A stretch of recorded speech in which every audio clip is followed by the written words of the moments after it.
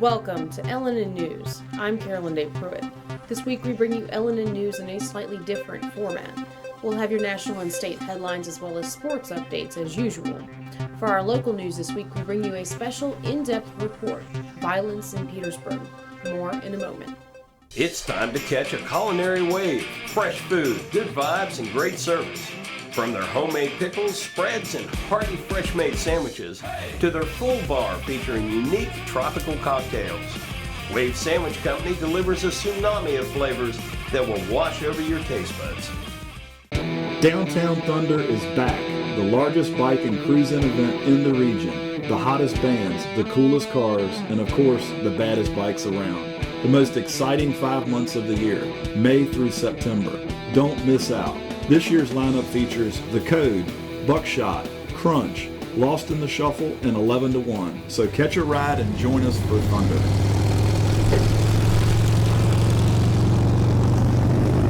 Welcome back to the LNN studio. First, let's take a look at national and state news. The U.S. Preventive Service Task Force has released a warning to aspirin consumers age 60 and up. On Tuesday, April 26th, the U.S. PSTF released a new recommendation that contradicts advice that many doctors have given their patients in the past. They now recommend that those over the age of 60 not begin a daily low-dose aspirin regimen. For many years, doctors have recommended daily aspirin in an effort to prevent cardiovascular disease.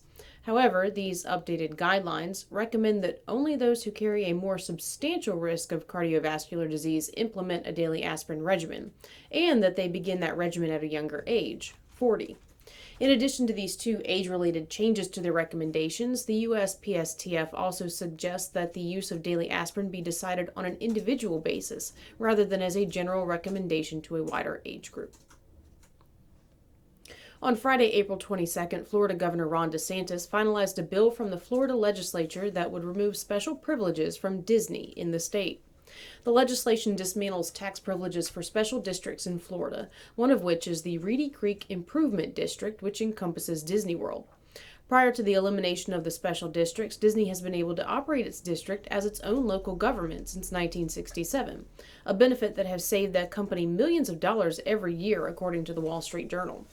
The bill to strip away that special status was first introduced in the Florida Senate, where it passed before being voted on and approved by the Florida House of Representatives on Thursday, April 21st. This move comes after Disney, in response to heavy criticism and activism by some of its employees, took a stance against Florida's Parental Rights in Education bill that would restrict public school staff in Florida from teaching children about sexual orientation and gender identity from kindergarten through third grade. After a tense standoff between Twitter and Tesla founder Elon Musk, the board of Twitter has agreed to sell in full to the tech billionaire. After initially purchasing just over 9% of the company's shares, Musk turned down the offer of a seat on Twitter's board. Instead, he offered to purchase the company in full to the tune of over $40 billion. The board of Twitter attempted to use the poison pill tactic to avoid accepting Musk's offer out of fiduciary duty, but the effort failed and Musk became the sole owner of the tech giant for a total of $44 billion. Musk has hinted that his reason for pursuing private ownership of Twitter was not as much financial as political. The SpaceX and Tesla CEO expressed that he was concerned about free speech being protected, referring to Twitter as today's public square. Virginia's Department of Criminal Justice Services has been awarded a grant of $631,232 by the U.S. Department of Justice Office of Community-Oriented Policing Services as part of its school violence prevention program. Governor Youngkin announced on Tuesday, April 26, that the funding would be used to address school safety issues via a new crisis management enhancement project. That project is designed to increase communication and coordination between school officials and law enforcement. The funds and program will be managed by the Department of Criminal Justice Services with the help of Virginia's Departments of Education and the State Police. For more on these stories and more, check out the LNN Insider. Subscribe by going to LNNusa.com and clicking on the subscribe button at the top of the page. We'll be back with our special report after this.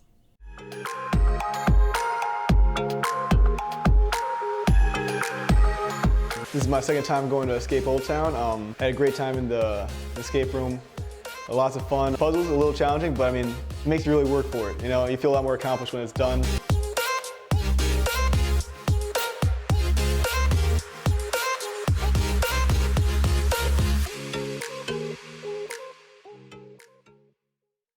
typical day for me is making sure that the residents have their meds on time and also making sure that they have a good day. My name is Felicia Woodley, and I'm a CNA med tech at Dunlop House. No matter what the situation is, we always put the residents here at Dunlop House first. My work is meaningful because they'll come to me and tell me, thanks for that smile that you have on your face. I connect with them because I look at them as one of my family members. Dunlop House, more than a house, is home. Welcome back. This week, LNN brings you a special report on the recent violence in the city of Petersburg. We sit down for an exclusive interview with Dr. Maria Petrie-Martin, Superintendent of Petersburg Public Schools, to discuss the violence occurring inside the halls and classrooms of Petersburg schools. Then we turn outside to the recent string of shootings on Petersburg streets. I'm joined in studio by LNN CEO Craig Richards, who recently sat down with Dr. Petrie-Martin. Craig, what led LNN to reach out to the school superintendent? About 2 months ago, LNN received 3 videos taken inside the halls of Petersburg High School. Because they're cell phone videos, they're somewhat grainy, but they are captured the violence and the incidents involving the students. So they're videos of physical altercations, fights in the school. Yes, and because students are involved, we can't actually play those videos or show them here in the broadcast. After seeing those videos, you reached out to the superintendent of Petersburg schools? Yeah, absolutely. And she was able to sit down with us, and we were able to catch up on a discussion of what the school policies are and discuss those particular videos that we saw. This is Craig Richards reporting for LNN USA. We are here with Dr. Maria Petrie-Martin in regards to a tape that we've received at LNN. Doctor, you and I just reviewed that tape a few minutes ago. We see 3 different fights that have occurred inside the school system. When we went through the tape, we can identify those as Petersburg High School. Okay. Are you comfortable with that? Well, I will say there are some elements that I could say yes, that is Petersburg High School. Okay. Were you aware of these incidences? We're being told it was from February. So anytime there is this type of incident in a school, we are aware of it because there are discipline procedures that have to go from beginning to end based on our student code of conduct. So yes. So what actions were taken in these particular instances that you know of? So, and just to give the public, I think, an overview of just nationally what has been going on. Sure. So what we know to be true is that when we returned this school year, last school year, 75% of it was virtual. So the students came back after about 1.5 years of being virtual. And so the students, we knew probably in the first month, the students were struggling to acclimate to structure and rules and of course, policies. So we looked around at what other school divisions were going through, and we could definitely see this was not just a Petersburg issue. Were you seeing that at each level, issue. grade school, middle school, high school? And no, I think the older students become, we see these incidents occurring. Okay. So certainly, yes, we were aware that nationally and in the state, those things were increasing. So typically when an incident like this occurs, then there is an investigation that begins immediately, but the students are, of course, taken from that area of the building. Parents are contacted, and the students are removed from campus. Well, let's touch on that for a minute. In the video, we see 3 different videos were posted there. We see 2 individual fights where there's a limited number of students, either 2 or 3, and then we see a cafeteria area fight where there's multiple students.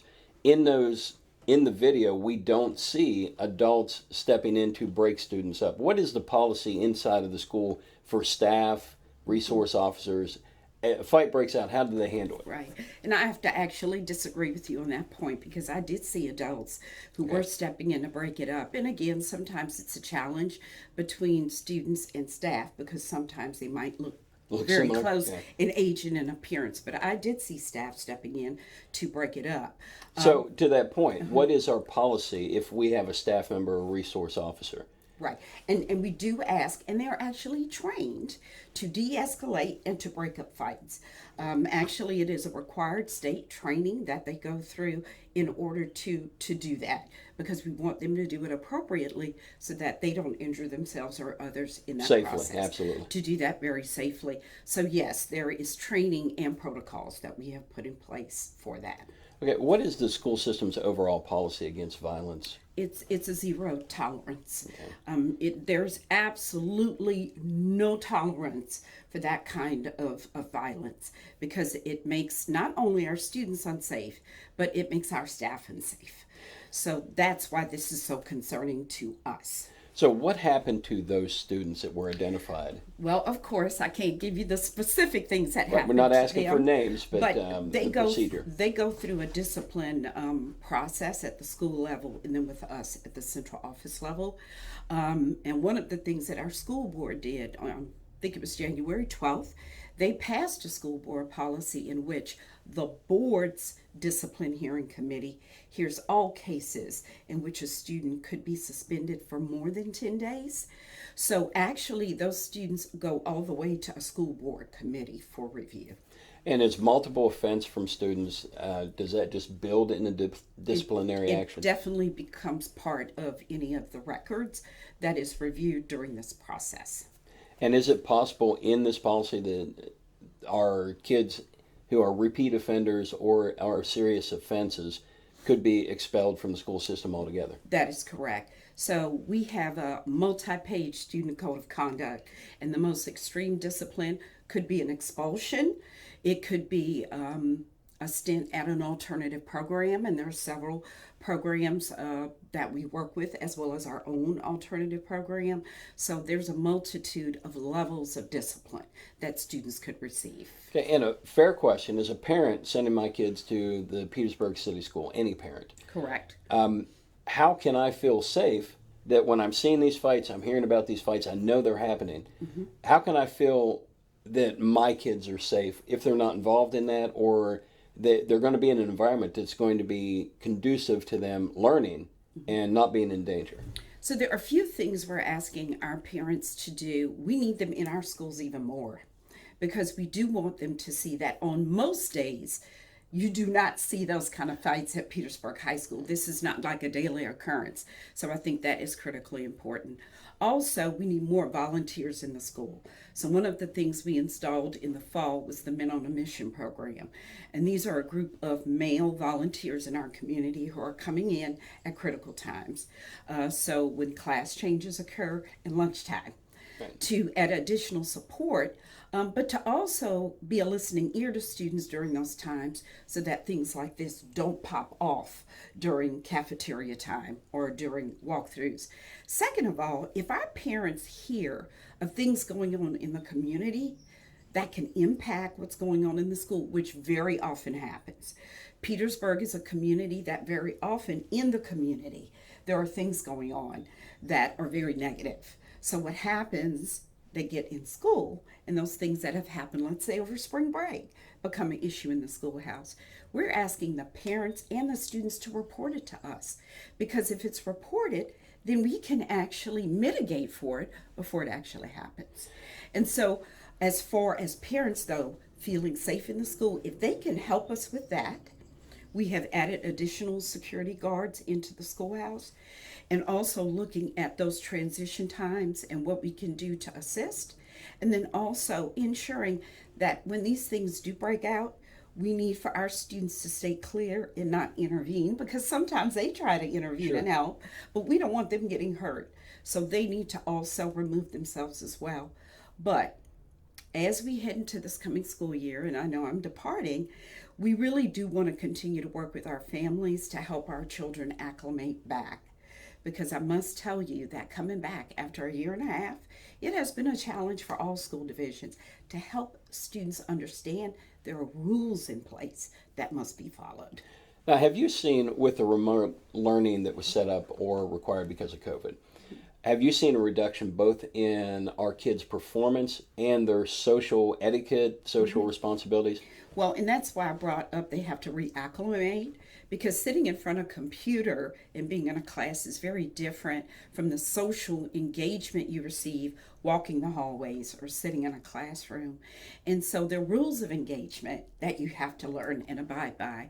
And if you're doing virtual, you're not using those rules of engagement anymore. So when you get into a school and there's an altercation, you might not know what those rules of engagement are, or you might have forgotten. And so it's a learning process for many of our students all over again. And one important thing you should mention, it's about parents' involvement in the education system as well. What can parents do right now to get active into the school system to help with this particular issue? Well, they can come on down to the school and volunteer their time. And in many cases, it's just showing up at your child's school, the front office, and sharing that you want to come in and you want to sit during lunch or be there during transition times. That's really all it takes to begin that process of getting involved. The other thing I would say is, for the first time in many, many years, every single school has a PTA in Petersburg. And we ask for participation, we ask for membership, because you might not be able to be there during the day because of work, but there's so many other activities you can participate in through PTA. Doctor, you've been a very big community advocate, and you've been very transparent. Yes. From our company, are you seeing these violent occurrences increasing or decreasing? So this year they definitely increased. Okay. And now, are you seeing a pattern that they've peaked and seem to be down, or is it still an issue that we're dealing with day to day? So typically in any school division in America after spring break, you will see an uptick. And it's because the weather is warmer, students are out and about on the weekends and in the evenings, way more than they were before. So you generally will see an uptick. What we saw this year is an uptick in the fall as well, which was different for many school divisions. But again, many of the students were back for the first time in a year and a half. So that's why I talk about that whole piece of learning again what's appropriate and what is not appropriate in the schoolhouse.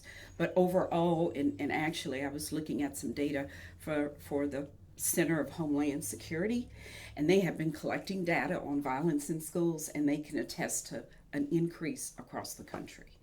Does the school system keep an incident report?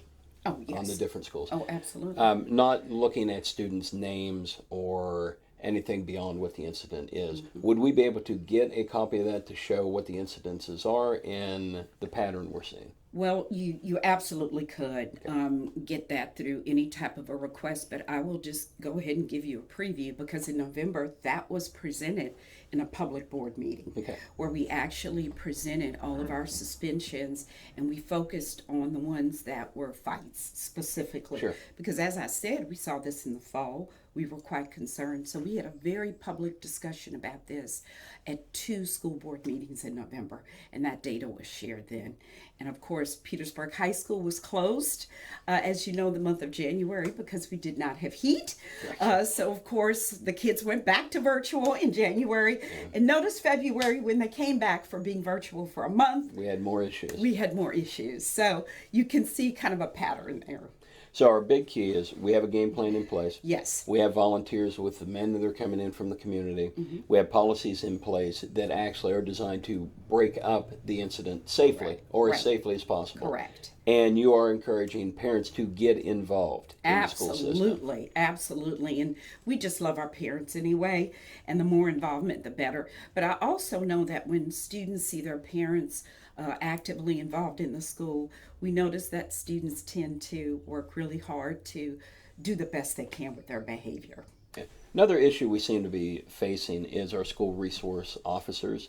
In this particular instance, you see these fights, but they may not necessarily be on the facility. They may be at another school. So what's our status there? Yes, so we currently have one. We have Officer Cuba, and you bring up a very good point, because right now he goes from school to school handling situations. My first year here, we had 3, and that was wonderful because we actually had 1 stationed at the high school, one station at the middle school, and we had an additional officer who would go to the elementary schools and actually do work with our babies. And that was such a blessing to us. But because of, I think, openings in the police department, we have just never been able to get to that again. Do you also see the cultural deterioration of maybe respect universally? Yes. It used to be between teachers, police officers, pastors, Yes. priests. Yes. There was this level of automatic respect that we don't Right. see in our society Right. today. Yeah, and I definitely would agree with that. And a lot of it has to do, I think, with many of the things that have happened with law enforcement across the country. I think there is definitely a lack of respect there. And it's unfortunate because I know our officer, Cuba, is amazing. He works so hard for the school division, but he is just one person. And apparently overworked. Yeah, he has a lot to do, yes. Because again, when we look at these fights and people think, well, we've got a resource officer, you should break it up. He may be at a middle school across town. Correct. That is correct. Luckily, our schools are in close proximity, but you still have to get in your car and then go to that location. Yeah, a lot of things can happen in a fight in the first 2-3 Absolutely. minutes. Absolutely. Well, Doctor, I also appreciate with us reaching out to you and asking you that you actually immediately set up an interview with us. Absolutely. We appreciate that, and we appreciate what our teachers are doing in the school system right now. Thank you. And I appreciate them very much as well. Yes. All right, thank you. Thank you. Imagine an HVAC as unnoticeable as the air itself. Sounds pretty good, huh? The new Daikin Fit. Air intelligence. Keep your home comfortable and quiet with the new energy-efficient Daikin Fit system. Right now at Colonial Plumbing, Heating and Air, we're offering a $1,000 rebate on any new Daikin Fit HVAC system. Colonial Plumbing, Heating and Air, service that's revolutionary. Today's show is brought to you by our friends at the Cloud Factory, who take a customized approach to their customers. They know not everyone is alike, and neither are their needs. So, the Cloud Factory focuses on what's best for you when it comes to CBD, hemp-based products, vapor nicotine, glassware, and just about anything, providing alternative routes to a healthier you. Welcome back to LNN. Violence is occurring inside Petersburg schools, but it doesn't stop there. 2022 has been an increasingly violent year on Petersburg streets, with regular shootings that have left many families mourning the loss of loved ones. Most recently, 4 shootings occurred in just one weekend, leaving 2 people dead. On Friday, April 22nd, police responded to 3 separate scenes inside an hour. At the first, on Fort Mahone Street near Crater Road, Jamar Jones, aged 30, was shot in the head and later died. Just a few moments later, and a few blocks away on Holly Hill Drive, 1 adult male and 3 juveniles, ages 11, 12, and 16, sustained non-life-threatening injuries from a second shooting and were treated at local hospitals. Shortly after that, police responded to the 1800 block of Boyden-Plank Road, where 1 adult male had been shot. He was transported to a Colonial Heights Emergency Medical Center and then to a Richmond hospital, where he is in critical condition. In the early morning hours of Monday, April 25th, police were called to the Marathon gas station in the 2700 block of South Crater Road, where they found an adult male dead from a gunshot wound in a car. On Tuesday, April 26th, Petersburg city leaders held a press conference in response to the uptick in violence, where they addressed the shootings and explained what the city is doing to reduce and prevent violence on its streets. I speak today on behalf of City Council and this Petersburg team here. We want to share our sadness and condolences for the members of our community who have lost loved ones during these senseless acts of violence. As mayor, I believe that one life lost is too many. The violence and hatred in our city is not acceptable and must stop now. The culture of violence is growing throughout our nation. There is more despair and anger in the hearts of our youth who are turning to the streets because family, society, and government has failed them. The cause of violent crime is complex. Police are not the first, not the last, nor the only option in preventing violent crime. There are many approaches to reducing violent crime that do not involve the police. As a community, we must work together to stop violent crime. So what are we doing? What are we doing? You will see an increased law enforcement presence in our city while we combat these incidents of violence and remove these dangerous criminals from our community. We're grateful for our mayor, our city council, city manager, who's allocated some funding to assist us in re-implementing the PAL program, Police Athletic League program, back into our community that was such an important part of our community. It is on its way. Also, in addition, there's a proposal that will be brought before council for discussion, for the discussion of our current curfew ordinance, which requires that those under the age of 18 be at home with a parent or guardian between the age of 8 p.m. and 5 a.m. We're looking to have that modified. If I have my way as chief of police, with the amount of situations and incidents that we're having in our city, if we can be in accordance with law, we would like to see kids in the house by 6 p.m. And I know that creates heartburn for some people. But I'd rather see your child inside the home than picking them up off the streets. We will have a zero tolerance on crime. We will have a zero tolerance on crime. If there's a crime committed outside of a routine traffic offense, you will be arrested.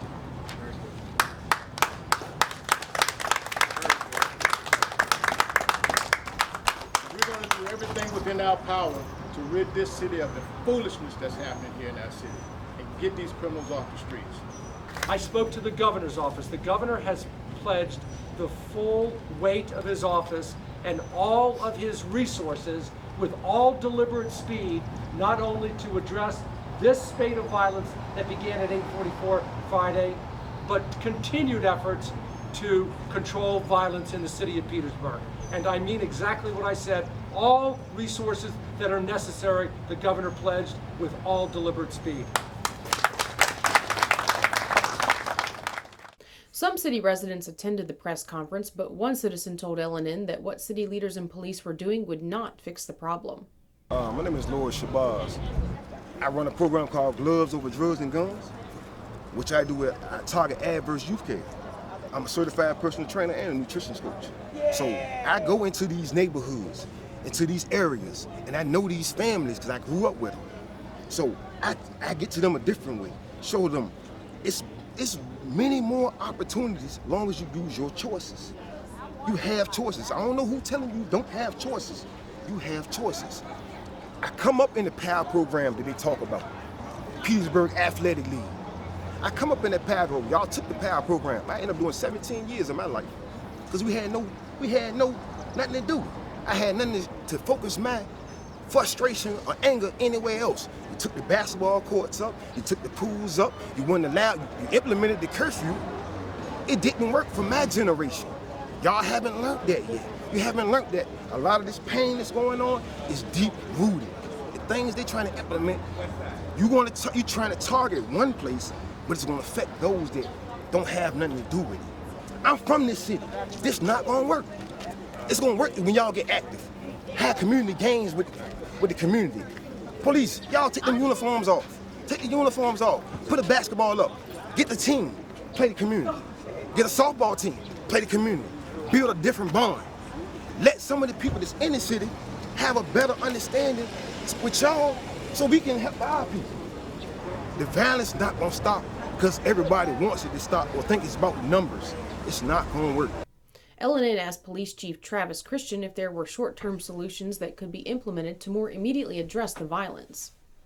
Chief, yes. Social programs and social workers are a long-term solution, but they take time to work. What can be done more immediately to address the situation? Well, as you said, it takes time, and the social worker and the social programs, they play a part in the rebuilding of our entire community. So that's a component that's necessary in an effort for us to move forward and do the things to provide the resources that's necessary for our city. Chief, law enforcement's also a pretty competitive marketplace right now. What are we doing as a program, and are we focused on retaining these officers that are working so hard for us in the city now? So that's a good question. And as you said, it's a very competitive market right now. There are challenges sometimes as it relates to funding and staffing, and we're providing additional training, which we're providing all the resources that we possibly can to retain our officers here. We're looking at ways that we can increase our salaries here for our officers and do the necessary things that we can to retain our good employees right here in our city instead of being a training ground and guys going elsewhere. While city leaders work on long-term programs to address the violence running rampant in the streets, residents of Petersburg prepare for the possibility of another weekend of shootings. Hi, I'm Dr. Sandy Elba. And I'm Dr. Adam Elba. We're chiropractors and we love what we do. We change lives on a regular basis. We go from pain relief all the way to wellness. We work with the cause of the problem, we help solve the problem, and put your life on a whole different path. If you're concerned about your health in any way, or you just want to be healthier all the way around, come see us, Chester Family Chiropractic Center. BSV keeps it 100% committed to you. You have questions, we have answers. Just give us a call. BSV. We're 100% for you, 100% of the time. Call or visit bsvnet.com today. And now we go to Chai Gallahan for sports. This is Chai Gallahan with LNN, here speaking to Coach Chai Taylor. He spells his name C-H-I-A, and he's with the DC Giants. That's the Dinwiddie County Giants. And what's going on here today, Coach? Today is our opening day of the VCBL for the 2022 season. Adult Baseball League here in Dinwiddie County. How long have you been champions? 25 years of championship here with the DC Giants. 7 in a row so far.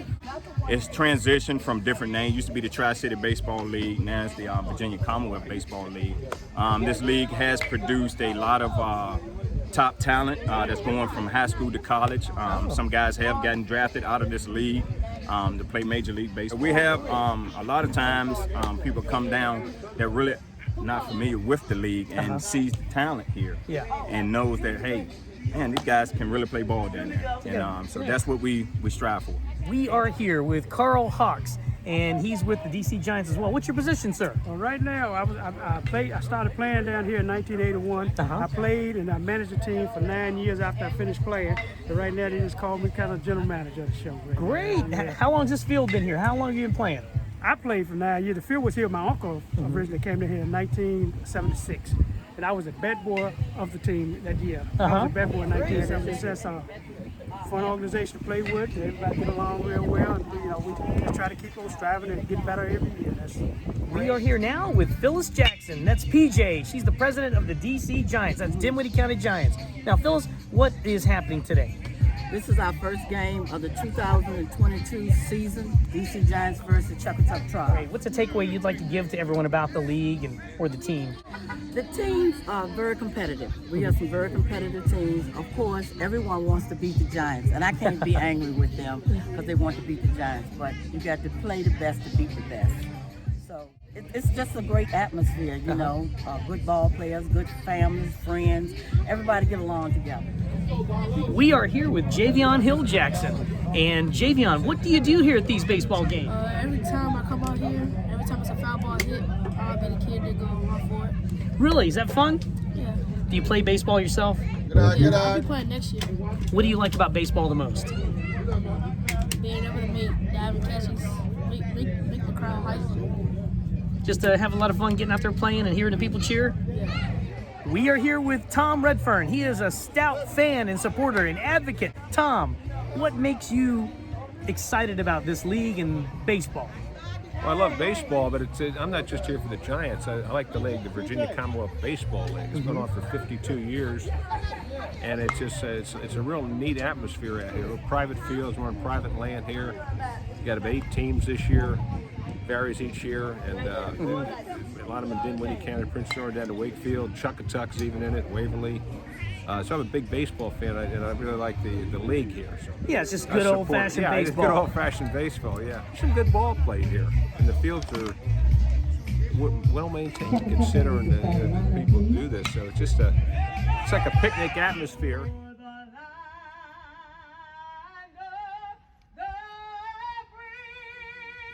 And now you've had a glimpse into the Virginia Commonwealth Baseball League. This has been Chai Gallahan with LNNusa.com reporting.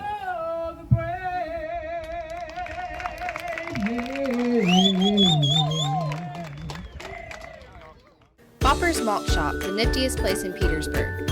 Ice cream, candy, footlong hot dogs, burgers, and now introducing the Bopper Blast, a hand-dipped vanilla shake with a blast of candy. Available in over 15 flavors. Bopper's Malt Shop, Old Town Petersburg.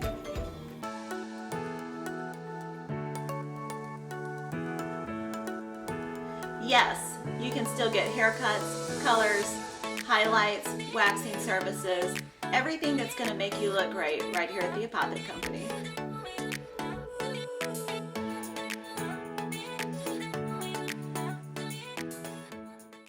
Baseball season is just warming up, but basketball season is still in full swing.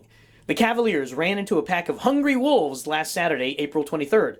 The Winston-Salem Wolves had their sights set on the undefeated Cavaliers as Petersburg traveled into the Wolves' den to take on what proved to be one of their most challenging games this season.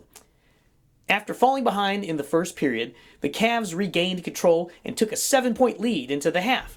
In a relatively slow third, the two teams would grind out possessions in a low-scoring period, leaving the Cavs confident and ahead by 8 points at the end of quarter 3.